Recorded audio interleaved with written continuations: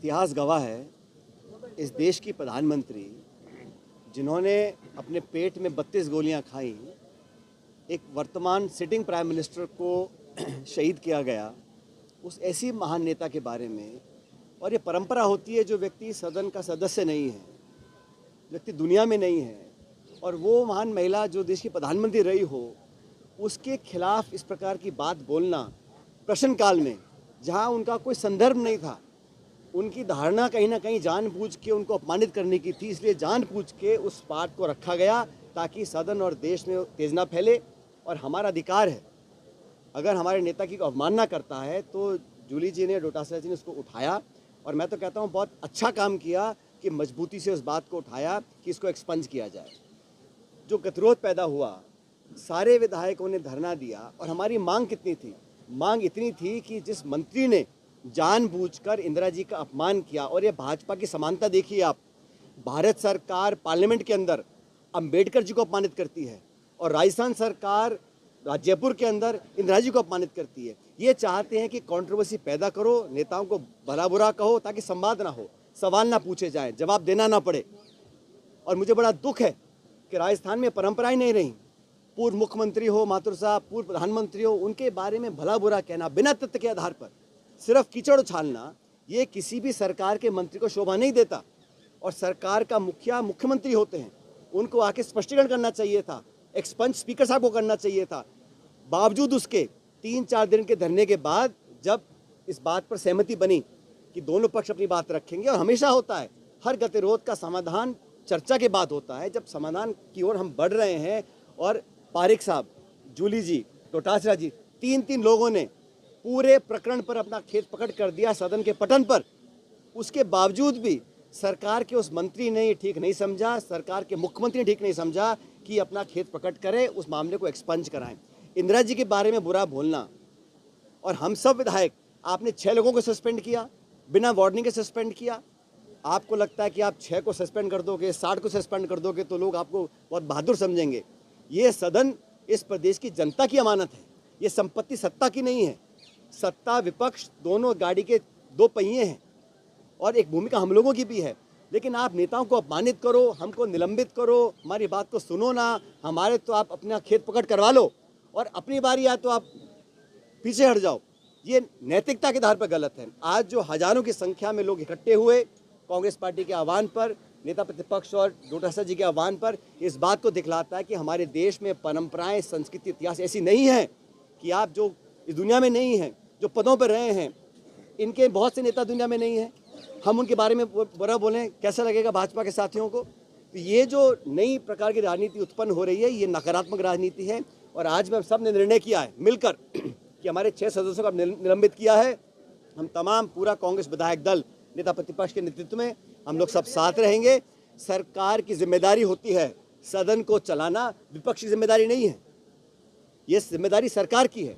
सरकार नहीं चाहती कि कठोर सवाल पूछे जाएं, और जैसा डोटासरा जी कह रहे थे, मंत्रियों के जो जवाब आते हैं, किसी को कोई जानकारी नहीं है विभाग के बारे में, अटपटे सवाल आ रहे हैं, सत्ता पक्ष के विधायक छाती पीट रहे हैं कि हमको जवाब नहीं मिल रहे हैं। तो सरकार की जो परफॉर्मेंस है, उससे छुपने के लिए सदन बाधित रहे, गतिविधि ना चले, प्रक्रिया ना आगे बढ़े, पारदर्शिता खत्म हो जाए, हमसे कोई पूछे ना, सबसे आसान तरीका है गतिरोध पैदा करो और सदन को ना चलने दो। सदन को चलाना है तो मान सम्मान के साथ, जो समझौता हो गया, और जो माननीय मंत्री महोदय जो पहली बार के बने हैं, अपने विवेक से, कोई जिक्र इंदिरा जी का समय का था ही नहीं, प्रश्नकाल में जानबूझकर उनका जिक्र किया गया। और उससे बड़ी बात यह कि जो प्रदेश के प्रभारी हैं भाजपा के, अग्रवाल जी, वो क्या टिप्पणी कर रहे हैं? वो जिम्मेदार व्यक्ति हैं, उनको बुलाना चाहिए मंत्री को कि हमारे देश का कोई पूर्व प्रधानमंत्री हो, उसके खिलाफ सदन के पटन पर आप इलेक्शन में बोलो, भाषण दो, अलग बात है। सदन के पटन पर शपथ लेवा मंत्री एक देश की पूर्व शहीद प्रधानमंत्री के बारे में ऐसी बात बोलता है, और प्रदेश के प्रभारी उसको पीठ थपथपा रहे हैं। तो सरकार में ये मंशा बन गई है कि इस प्रकार का काम करो, सदन को बंद रखो। लेकिन जनता जागरूक है, और कांग्रेस पार्टी का तमाम कार्यकर्ता, और आपकी मैं गलतफहमी दूर कर दूं, हमारे नेता प्रतिपक्ष जूली जी हैं और प्रदेश अध्यक्ष डोटासरा जी हैं, और हम सब लोग जो विधायक हैं, इन दोनों के साथ मिलकर काम कर रहे हैं। पूरी पार्टी ने, ये व्यक्तिगत इशू ही नहीं है, इशू ये नहीं है कि जूली जी ने क्या बोला, गोविंद जी ने क्या बोला, इशू ये है कि जिस मंत्री ने इंदिरा जी को अपमानित किया, सदन के पटल पर देश के सामने अपमानित किया, उस पर खेद प्रकट करने में उनकी नाक कट रही है। और ये जिम्मेदारी एक मंत्री की नहीं मानता हूं मैं, ये पूरी सरकार की जिम्मेदारी है। मंत्री अकेला नहीं है। और जो झगड़े चल रहे हैं, अब डॉक्टर किरोड़ी मीणा जी कह के थक गए कि मेरा फ़ोन टेप हो रहा है, मेरा फ़ोन टेप हो रहा है। ना तो उनको निकालते हैं, ना उनको काम देते हैं। तो आपस में गतिरोध, मल्टीपल पावर सेंटर, ब्यूरोक्रेसी सरकार में खिंचाव और दिल्ली जयपुर में जो तनाव है, उसका कारण है कि सदन को चलाना नहीं चाहते।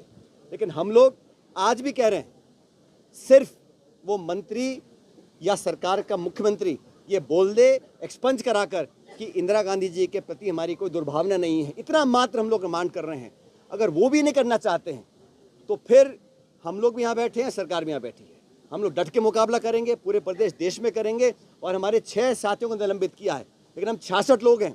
हम एकजुटता के साथ रहेंगे और सदन को अगर सरकार को चलाना है तो उनसे माफ़ी मंगवा लें, हम सदन को चलाने के लिए तैयार हैं। ऐसा कौन सा मुद्दा है? हम लोग कई बार, मैं खुद दर्जनों बार कह चुका हूँ, सदन में गतिरोध की बात कर सदन को चलने तो दे सरकार, लेकिन ऐसा नहीं है कि सदन अकेलौता प्लेटफॉर्म है।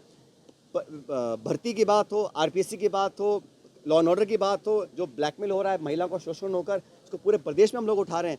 लेकिन सरकार की जिद आप देखिए, और जनता, मैं चाहता हूं कि एक्सपोज सरकार हो, उनको पता पड़े कि किस मानसिकता सरकार काम कर रही है। 1 साल 2 महीने सरकार को हुए हैं और अभी से ये लोग इतने भयभीत हैं कि बैकफुट पर हैं। इस मसले को लेकर मैं समझता हूँ पूरी पार्टी का एकजुटता का एक रुख है, उस पर हम कायम रहेंगे। और फिर भी हमारा खुला न्योता है सबकी तरफ से, सदन को हम भी चलाना चाहते हैं, हम जनता के इश्यूज को सदन रखना चाहते हैं। सदन को चलाने के लिए सरकार को सिर्फ इतना चाहिए, उस स्टेटमेंट को एक्सपंज कराएं, खेद प्रकट करें और हम सहर्ष सदन के अंदर जाकर बात रखेंगे। नेक्स्ट कदम क्या होगा? अब तो बॉल तो सरकार के पाले में है ज्ञान जी।